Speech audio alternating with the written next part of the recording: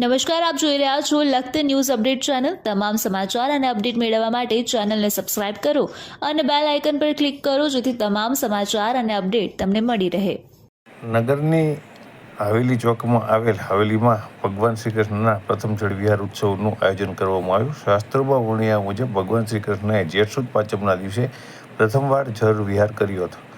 વરિષ્ઠ કવિ કાલિદાસ દ્વારા જણાવવામાં આવ્યું છે કે શ્રદ્ધાળુ ભક્તજનોને ધાર્મિક ઉત્સવ ગમે છે। માણસ માત્ર એક સરખા જીવનથી કંટાળી જાય છે, જીવનથી થાકી જાય છે, જીવનમાં હતાશા અને ટેન્શન છવાઈ જાય છે। ત્યારે માણસ દ્વારા જ્યારે પણ ઉત્સવ ઉજવવામાં આવે ત્યારે તેમાં જોડાઈ જવું જોઈએ અને ઉત્સવની ઉજવણી કરવી જોઈએ।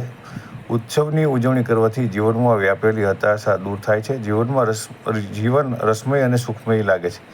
ત્યારે હવેલી પંથમાં જુદા જુદા ઉત્સવની ઉજવણી કરવાનું વર્ણવવામાં આવ્યું છે। ભગવાન શ્રી કૃષ્ણ એક એક લીલાઓ આપણને સૌને જીવન કેવી રીતે જીવવું તેમજ કર્તવ્યો કેવી રીતે નિભાવવા તેની પ્રેરણા પૂરી પાડે છે। ભગવાન શ્રી કૃષ્ણ દ્વારા જણાવવામાં આવ્યું છે કે આકાશ તત્વ, ભૂમિ તત્વ અને જળ તત્વ આ ત્રણેય તત્વ શુદ્ધ હોય તો વ્યક્તિ નિરોગી રહે છે।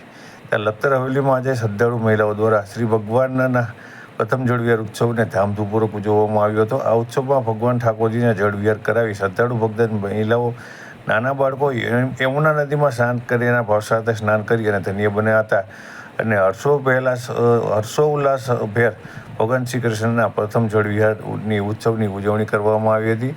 ત્યારે મોટી સંખ્યાની અંદર મહિલાઓ લખતરની હવેલીમાં પહોંચી હતી અને તેમની સાથે બાળકો પણ જોડાયા હતા અને ભગવાનના ઉત્સવની ધામધૂમપૂર્વક ઉજવણી કરી હતી।